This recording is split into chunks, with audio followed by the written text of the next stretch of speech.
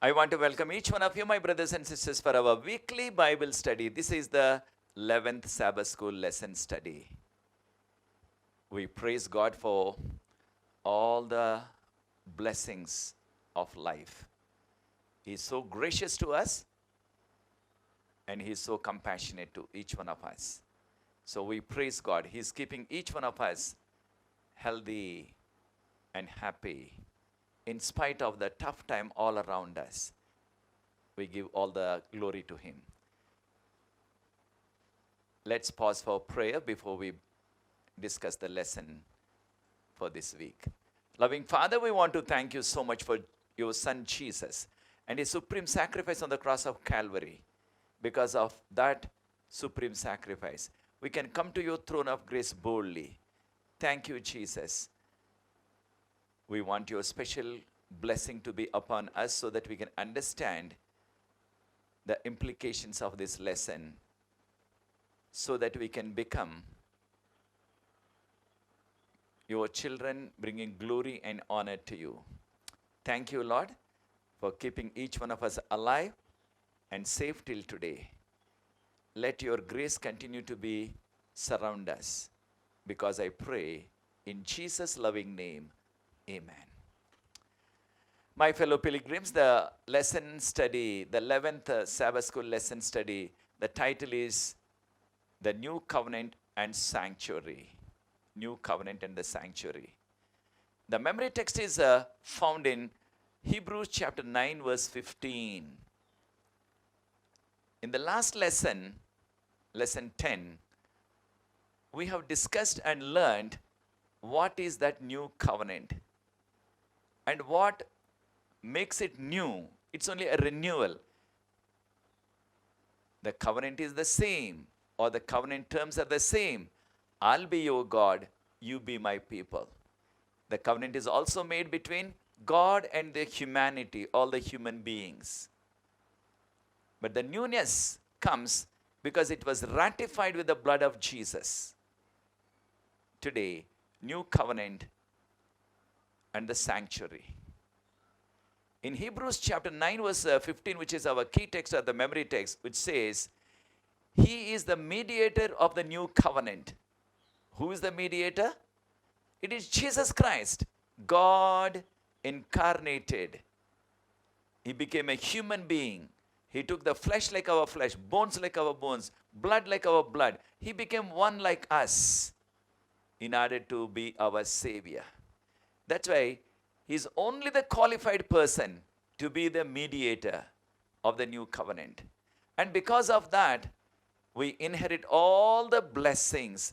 In Jesus, we receive all the blessings. Because of Jesus and His sacrifice, we have all the spiritual as well as physical blessings. The new covenant. Jesus inaugurated the new covenant, though it was promised to the people, the Israelites, the Jewish people, especially when they returned from the captivity from Babylon. It was promised to them. That's what we learned. That was in Jeremiah 31, verse 31. Chapter 31, verse 31. I'll make a new covenant with you. Not the covenant which I made with your fathers at Mount Sinai. But in the New Testament, Jesus said, this is, He took that cup of grape juice, the wine, and He gave thanks and said, this is the blood of the new covenant, which is shed for you. So the newness of the new covenant is, there is no more need of any animal sacrifices. Because Jesus is the Lamb of God, He died once for all. Hebrews chapter 10, verse 10. What is our relationship with God? What is the relationship which exists between God and human beings? Jeremiah chapter 31, we learned last week that there are two strong relationships put forth, which we the human beings can feel and understand those relationships, human relationships. one. Father and children, father and son, father and daughter. Yes, he says, I'm your father. Because he created us. He's our creator. So he's our father. And also, he's our sustainer. That's why he told the Jewish people, I'm your husband. Because husband was the one who was the breadwinner, who provided for all the necessities for wife and children. So God introduced himself. God explained in his word these two strong bonds which we can understand as human beings: father and son, father and daughter, and husband and wife. Yes, God has established this relationship. That's why he said, let them make me a sanctuary. I want to live amongst you. I want to live among you. Because God wanted to maintain that relationship. Though he is the creator of the universe, he is the king of the universe, he is the savior of the mankind. He came down and he gave his loving hand, gracious hand to us to establish that covenantal relationship as the father, as the husband. And also, we also see some other metaphors like a king. Yes, he is the king of the universe. He is the king of our world. He is the king of our lives. He is the king of kings and lord of lords. But as God's people, we understand in Leviticus chapter 26, verse 10, 11, and 12, God says, I have built that relationship. And God said, let them make a sanctuary so that I may live among them. Surely God lived among the people. And they could see a thick black cloud always now on the sanctuary, which they call tent, the tent or tabernacle. And also, we need to understand that God was with them. When the cloud moved, then that was the signal for them that you have to travel now. Yes, God provided them the pillar of cloud and protected them from the heat in the desert, heat in the wilderness. And also during the night time, God was with them as the pillar of fire to provide warmth for them and to provide light for them. God took care of every need of the people, their food, water, health, security. God provided everything. God was with them. God protected them. That's why he maintained that relationship. But people on their part, majority of the people, there were few individuals like Moses, faithful to God, like Joshua, faithful to God, like Caleb, faithful to God, obeyed God. But majority of the people, they did not keep his covenant. They did not keep that covenantal relationship by keeping the 10 commandments. But in the New Testament, we also learn that as a part of that covenant which God made at Sinai, they had to offer from time to time sacrifices, animal sacrifices. God specified, God told them particularly which animals are acceptable to him for sacrifice, like sheep, goat, bullock. God specified. They cannot bring any animal and every animal as they wish. God specified. That's why they're called clean animals. As each one of us know in the Old Testament, one sin, one animal to be sacrificed. One sin, one lamb. If that person has done 10 sins in a day, 10 lambs. And if it is the priest, a bullock, a bull. If it is the whole congregation, that means everybody in the camp sinned, then they have to offer a bull. Yes, God specified. You can read that in Leviticus chapter 4, sin offering. But when the sinner brought that sacrifice, the animal, and sinner placed his hands on the head of that innocent lamb, confessed his sins silently, then the sinner must kill the lamb with his own hand. Then comes the priest and takes the blood of that sacrificial lamb, and he takes into the holy place and sprinkles it there on the veil. So the sin of the sinner carried to the sanctuary.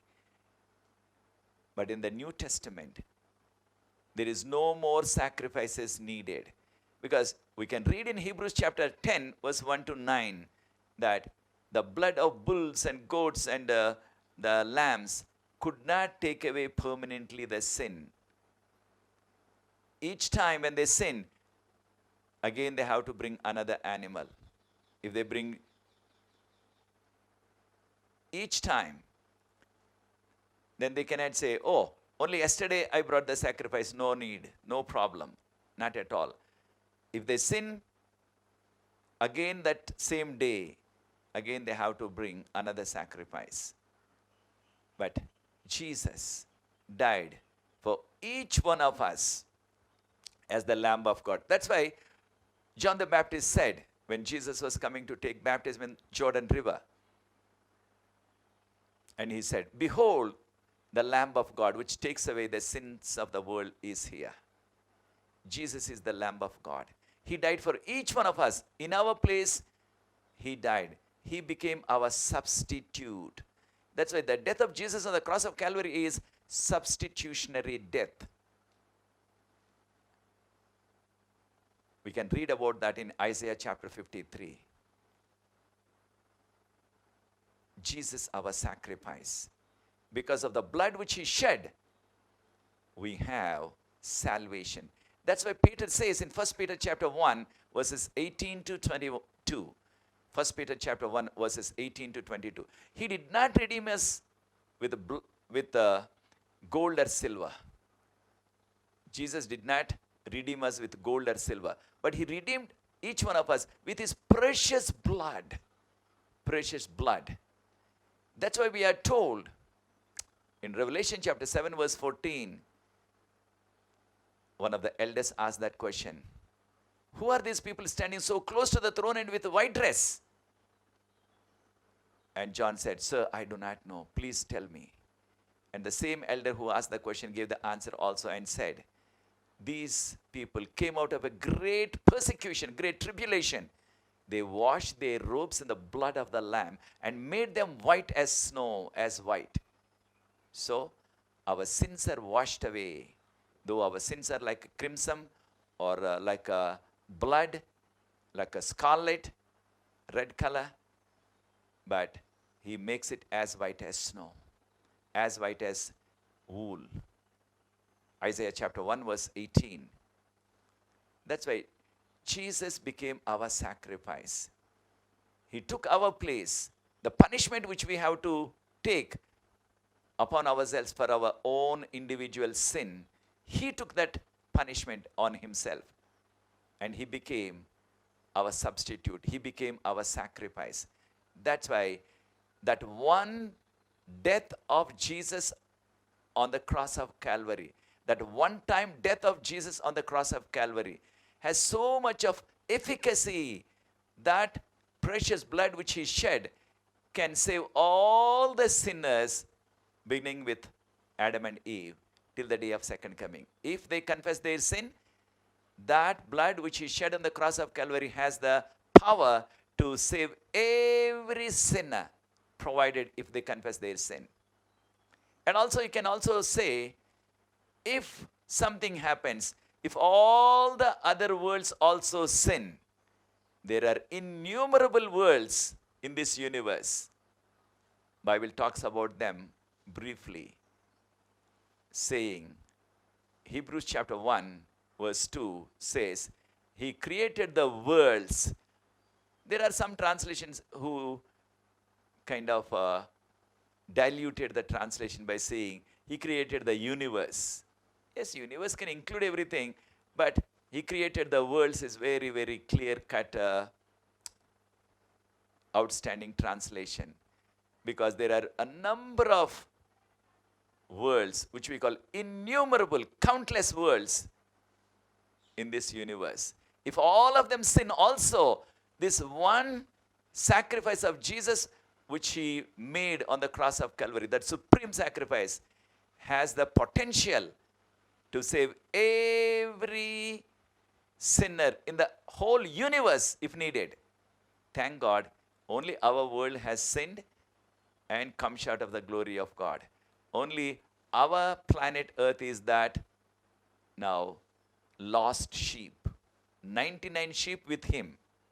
That is a symbolic expression, a parable, which means innumerable worlds, they're all righteous. But if something happens, if they also fall into sin, this one supreme sacrifice which he made on the cross of Calvary has enough power. It is efficacious to save everyone in the universe. That's why Jesus is our sacrifice. Jesus died for us, as he told us in the Bible. He told the disciples, and there were many Old Testament messianic prophecies that, for example, Psalm 16, verse 10 and 11, and he will not suffer corruption of his body. When his body was buried, the body did not decay, because on the third day he resurrected, he rose again. And Jesus appeared to people 40 days to different people in different places. At one time he appeared to 500 people. You can read about that resurrection success, resurrection victory in 1 Corinthians chapter 15, verses 1 to 12. That's why Paul uses that strong argument. If Jesus is not raised, our faith is in vain, our preaching is in vain. That means there is no use. It is useless. But thank God, Jesus rose again. That gives us the power for our preaching, for our witnessing, and it gives us that hope one day for resurrection for each one of us, because the world is not permanent for any one of us. When the time comes, we have to sleep in the Lord. But he's going to come back the second time. He's coming sooner than what we are expecting. He will take us to heaven. We will resurrect. That is the hope for each believer. It's because of the resurrection of Jesus Christ. That's why Paul tells us in 1 Thessalonians chapter 4, verse 13 to 16, don't be ignorant, my brothers and sisters, and don't mourn like people without hope, the heathen people. Jesus rose again. Because of that, we have that assurance we will resurrect one day. Then after appearing 40 days, or after living on this earth 40 days after the resurrection, Jesus went back to heaven. And before ascending to heaven, he gave that assurance. Let not your hearts be troubled. You believe in God. Then I'm going to prepare mansions for you. He gave them that assurance even before his crucifixion. And Jesus, this is recorded in John chapter 14, verses 1 to 3. He made that promise, let not your hearts be troubled, even before his crucifixion. Jesus will come back second time. But we are told that after his ascension, what Jesus is doing in heaven, especially in terms of our salvation. Yes, Jesus also takes care of the entire universe, because he's the King of Kings and Lord of Lords. He's the creator of all the worlds, all the planets in this whole universe.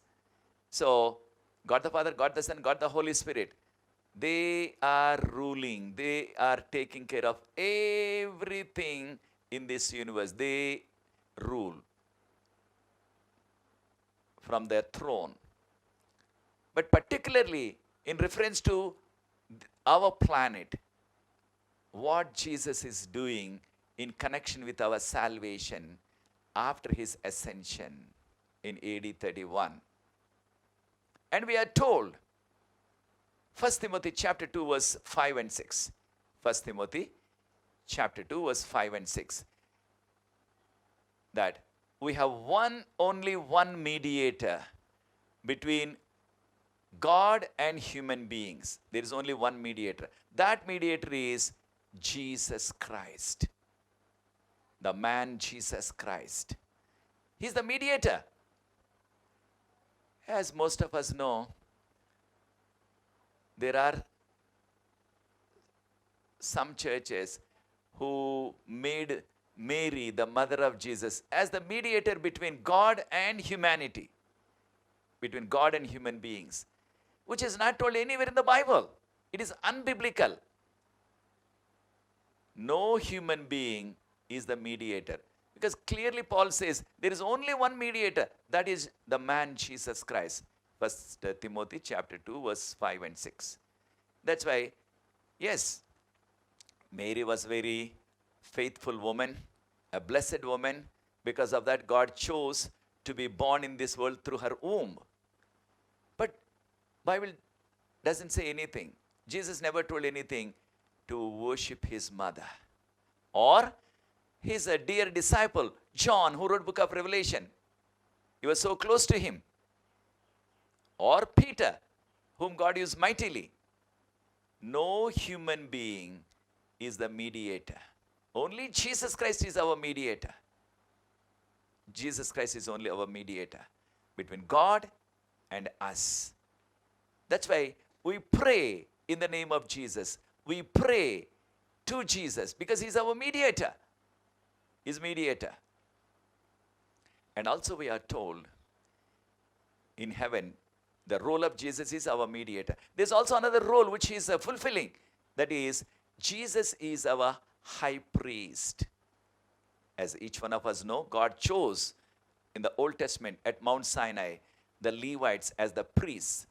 God chose Aaron and his family as the high priest. Aaron was the first high priest, then followed by the first or the eldest son of the Aaron's family. God chose. Though God chose, some of those people did not live up to the expectation, did not live according to the calling. They have broken his laws. They were not faithful to that responsibility which God gave them, that office which God gave them as the high priest. They were not faithful. For example, Aaron himself was instrumental in making that golden calf at Mount Sinai. Of course, people put pressure on him. They brought the gold, the golden ornaments. He made a calf. He made a golden calf and said, "This is our God. Tomorrow is the now feast for the Lord. You come." And also we read in Leviticus chapter 10, his two sons, Abihu and Nadab. Abihu and Nadab. Both of them entered into the holy place now fully drunk with what we call intoxicating drink. Intoxicating drink they drank and went. And in their drunkenness, they offered that common cooking fire, which they call strange fire. Whenever they have to light the lamp and also offer the incense on the altar of incense, God instructed clearly, use only the holy fire which came down, which descended from heaven. Only that fire. God told Moses to preserve that fire. And they did. And only that they have to use. Not the common cooking fire. But in their drunkenness, they did not differentiate. They did not notice which fire they were taking. They took that fire. And God was very, very upset. And God struck them down. And they died in the holy place. This is in Leviticus chapter 10. We need to learn a lesson. That is, when God says something specifically, we must do it, we must obey it. We should not do what we want.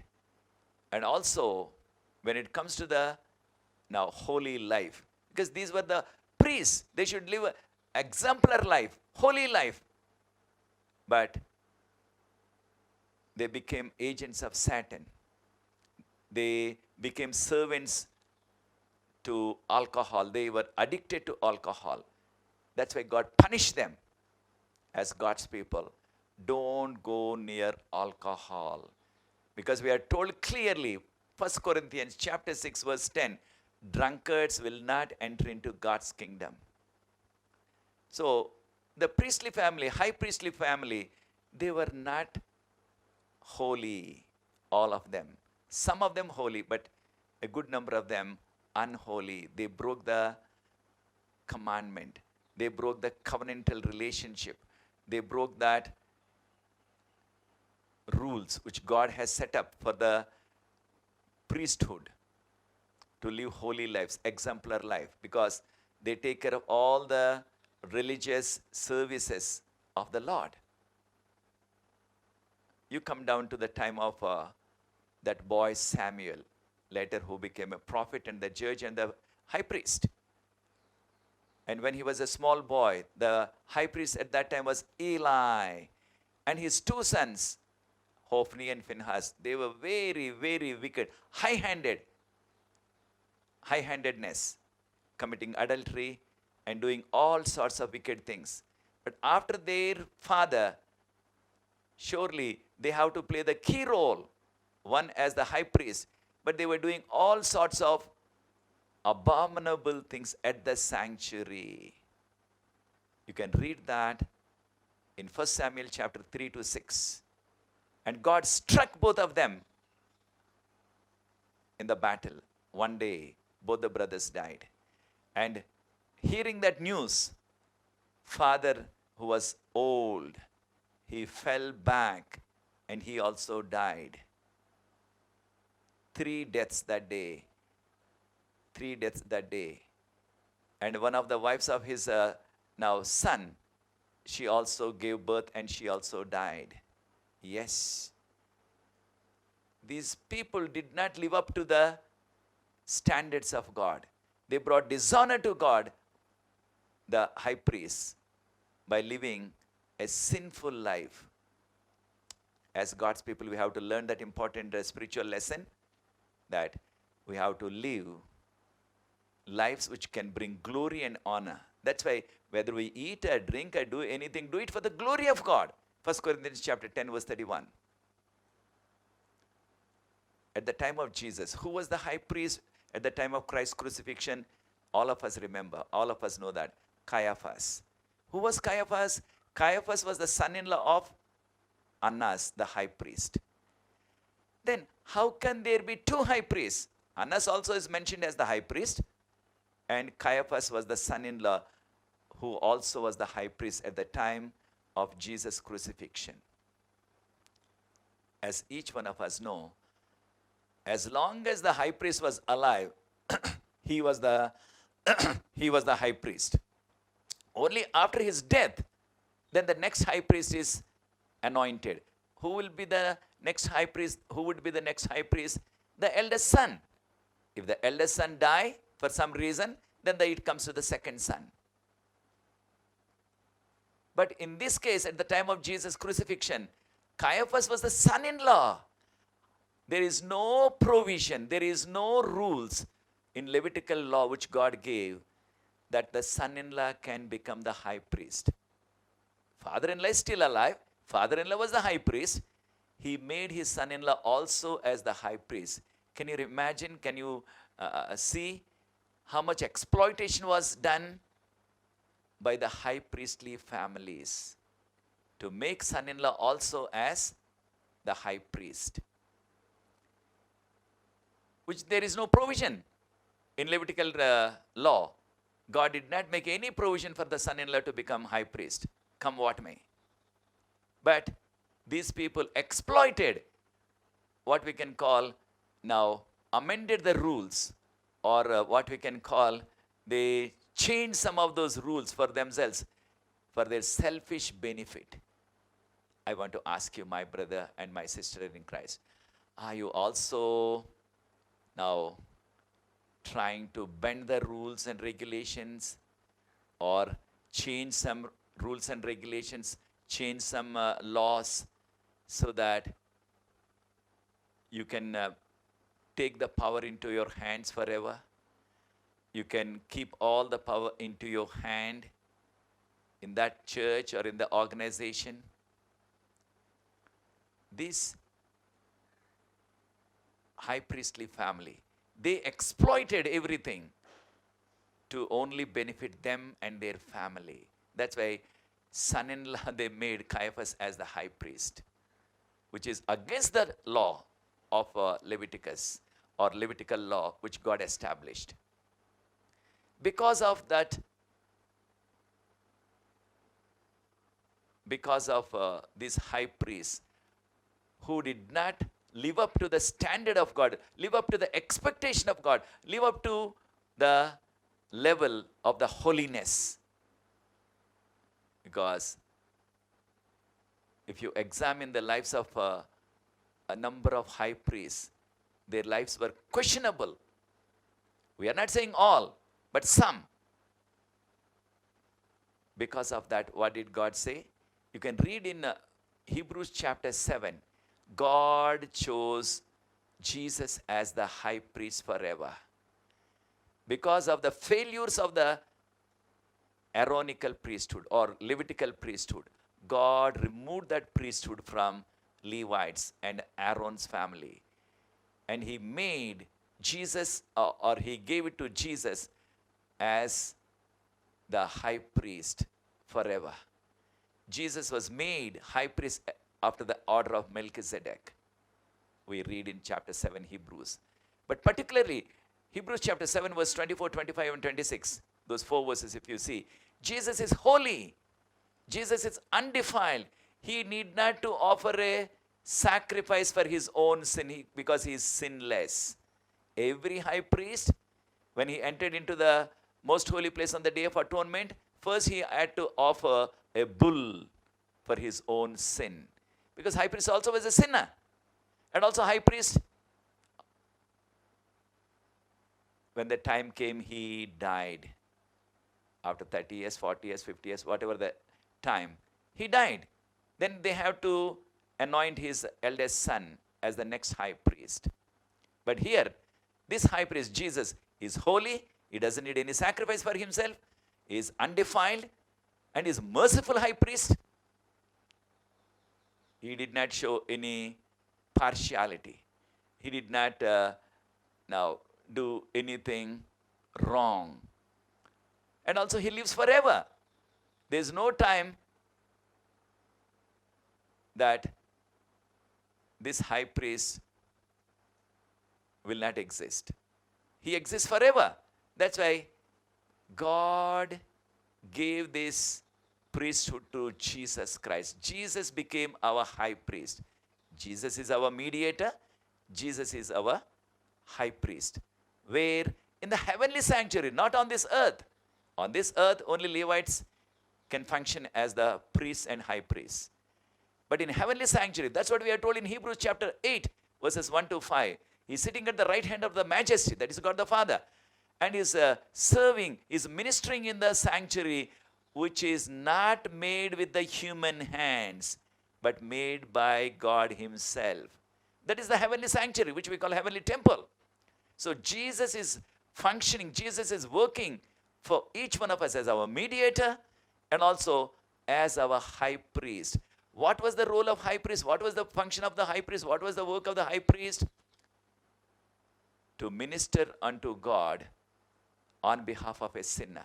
When a sinner brought a sacrifice, a lamb, and he took the blood and sprinkled it in the holy place on the curtain which separated holy and most holy. By doing that, he transferred the sin of the sinner to the sanctuary, which means disposing of the sin, which means forgiveness of the sin. Only symbolically the priest did that, sprinkling the blood. But the real forgiveness came from the Lamb of God, Jesus. That's why What is the work of the high priest in the heavenly sanctuary? To wash all of our sins, to forgive our sins. Whenever we confess our sin, He's just and faithful to forgive all of our sin. 1 John chapter 1 verse 9. So we need to confess our sin. When we confess our sin, He is ministering in the heavenly sanctuary on your behalf, on my behalf. And He says, Father, my blood I have shed for this son. Father, I have shed my precious blood for this daughter. He is forgiving our sin. So that's why He's functioning in the heavenly sanctuary as our high priest. As our high priest. And also we are told, John says in 1 John chapter 2 verse 1, He's addressing the believers as my children, my little children. And He says, if any one of us sin, if you sin, there is an advocate with the Father. Who is the advocate? That is Jesus Christ. Now what is the work of the advocate? Advocate pleads for you. That's why often we call advocate as a pleader. Pleader, we call him pleader. He pleads for you. He's pleading for you, each one of us. He's pleading for each one of us in the heavenly sanctuary. So He's our mediator. He's our high priest. He's our advocate. He's our pleader. He's in heavenly sanctuary. And soon, His ministry in heavenly sanctuary. As each one of us knows, sanctuary has holy place and most holy place. But He is there in the most holy place. That's why He's the mediator of the new covenant. And also we are told in Hebrews chapter 9, verse 23 and 24, saying, heavenly things also needs cleansing with a better sacrifice, which means heavenly sanctuary also needs cleansing. On this earth, earthly sanctuary was cleansed once in a year on the Day of Atonement. But in heaven also, heavenly sanctuary also needs cleansing with a better sacrifice. What is the better sacrifice? The sacrifice of Jesus on the cross of Calvary. And that cleansing work is going on, which we call investigative judgment. This is going to be finishing soon. Investigative judgment will be over. That's what we call then close of probation. Then Jesus will come second time to take all of us believers to heaven. Those who slept in Him, we are noticing more and more of our brothers and sisters whom we know are sleeping in the Lord due to coronavirus sickness or any other sickness or old age. A number of our people, young people, elderly people are also sleeping in the Lord all around us. God kept us still alive. What purpose? What is the purpose for which we are existing still? Why God is giving us this extra mercy to live? So that we can make the necessary spiritual preparation for eternity. And also to be a witness, to be witnesses unto Jesus in the place where you live. You witness to the people around you. That's what God has given us this privilege to witness for Him. That's why He's giving us this extra mercy to live. Those people who slept in the Lord in the recent times, they're physically strong, and also they may be rich, they may be influential people, but God in His infinite mercy and love has given us this opportunity. So Jesus is coming soon. That's why new covenant sanctuary, the heavenly sanctuary, our destiny is being decided through the cleansing of the heavenly sanctuary, which we call investigative judgment. We need to continue to live as His sons and daughters, keeping the covenant statutes, covenant stipulations, that is the 10 Commandments.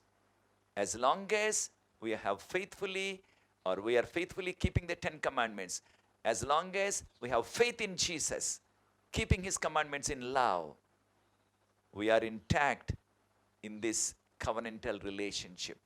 That's why it's called everlasting covenant. He wants to be our God. He wants us to be his people. May the Lord bless each one of us, because he is the mediator of the new covenant. May the Lord bless each one of us to continue in this covenantal relationship, so that he will continue to be our father. He will continue to sustain us as husband, because he is the husband, church is the wife. He is the bridegroom, church is the bride. And also, he is our mediator of the covenant. He is our high priest in heavenly sanctuary. He is our advocate in the heavenly sanctuary. He is coming as King of kings and Lord of lords to take us home.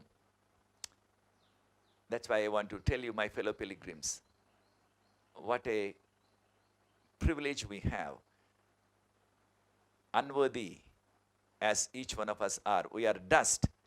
But God, the creator and the sustainer and the redeemer of the universe, especially in terms of our sinful world, he is the redeemer. But he is still the king of the entire universe. He is the creator of the entire universe. He comes and made a covenant, the new covenant. Let us continue in this relationship so that we will bring glory and honor to Jesus through our lives. He is coming soon to take us. If that is your decision, join with me. I want to offer prayer and conclude this lesson study. Before I conclude, I want to appeal to each one of us, and those of you who knows, those of you who can do it, share this information, share this presentation with your friends and colleagues and family members and people whom you know. And also you can introduce my YouTube channel, Professor Sharad Babu, so that they can also subscribe and be blessed. Continue to pray for me and for this ministry, and we will pray for you. Let's pause for prayer to conclude the lesson study. Loving Father, we want to thank you so much. Thank you for your blessing. Thank you, Lord, because you are our mediator. You are our high priest. You are our advocate. Thank you, Jesus, you are coming soon, sooner than what we're expecting, as King of kings and Lord of lords, to take us home so that we can be with you throughout the eternity. Bless each of your son and daughter who's watching and who's also sharing these thoughts with others and doing something for you in this tough time all around us. Take care of us, Lord. Provide all of our spiritual and physical needs. Protect us for your glory and honor. Help us to make all the necessary spiritual preparation for our lives so that we can meet you in the clouds of heaven soon.